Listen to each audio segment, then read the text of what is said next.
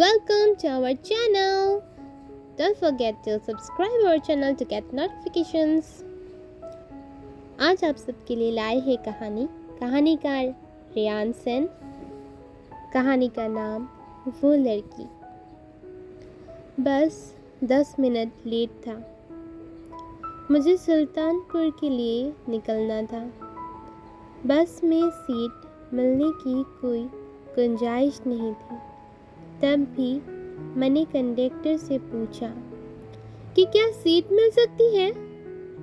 उसने एक आदमी को और इशारा किया और कहा कि वो भाई साहब अगले स्टॉप पर उतर जाएंगे और सीट खाली हो जाएगी, तब आप बैठ जाइएगा। मैं अगले स्टॉप का इंतज़ार करने लगा। सीट मिलने पर मैं आराम से उस पर बैठ गया। फिर मैंने अपना ईयरफोन निकाला और गुरु रंधावा का गाना प्ले कर दिया।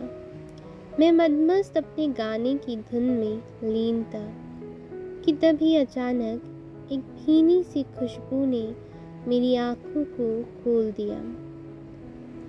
वहाँ थी वो, गुलाबी सलवार, सफ़ेद लेगिंग्स और सफ़ेद दुपट्टे में एक औरत से सीट के लिए फरमाइश करती हुई। खुले बाल, हाथों में कंगन और परेशान सा चेहरा।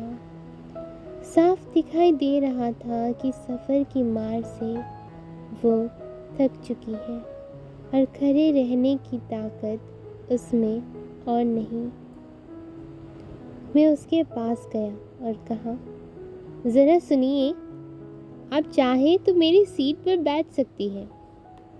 उसने मासूमियत भरी नज़रों से मुझे देखा और मैं सहमा सा आगे और कुछ कह ना पाए। उस अनजान की नज़रों ने मुझे एक ही बार में धराशायी कर दिया।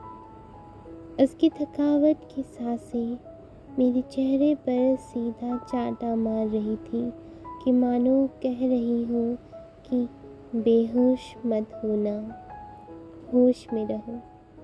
वो हल्का सा मुस्कुराई और जाकर मेरी सीट पर बैठ गई। मैं उससे नज़ारा ना मिलाने की कोशिश कर रहा था, पर कमबख्त नज़ारे मान ही नहीं रही थी। वो नज़रें झुकाए बैठी थी और छिपी नज़र से मुझे देख रही थी। अगले स्टॉप पर एक आदमी खड़ा हुआ तो मेरे बगल खड़ा आदमी उस सीट पर बैठने के लिए बढ़ा। उस अनजान ने उसे रोक दिया। अरे, आप उनको बैठने दीजिए, वो काफ़ी देर से खड़े हैं। मैं चौंक गया। उसने मेरे लिए उस आदमी को रोक दिया। मैंने कहा, रहने दीजिए, मुझे सीट मिल जाएगी, मेरा सफ़र लंबा है। पर आप ऐसे कब तक खड़े रहेंगे? उसने फिर उन परेशान निगाहों से मुझे देखा और फिर भरी हुई सीटों की तरफ देखने लगी। मैं खुश था कि वो मेरे बारे में सोच रही थी। खिड़की की हवाएं उसके खिले खुले बालों को सहलाती हुई गुजर रही थी और उसकी नज़रें मुझे तिल तिल कर मार रही थी। न चाहते हुए भी मैं उसे देखे जा रहा था और आने वाले 30 मिनट के लिए वो भी मुझे देख रही थी। उसका स्टॉप आ गया था और वो उतरने वाली थी। वो पीठ दिखाकर मुझे गेट की तरफ बढ़ी चली जा रही थी। क्या वो मुझे देखेगी? क्या वो पलटेगी? ये सवाल मेरे दिमाग में गूंज रहा था। वो बस से उतर गई और बैग लेकर बाहर खड़ी हो गई। मैंने सोचा कि काश वो ना जाए, पर समय आ गया था जाने का। पर क्या वो मुझे देखेगी? उस लड़की की एक नज़र ने मुझे उसका आशिक बना दिया।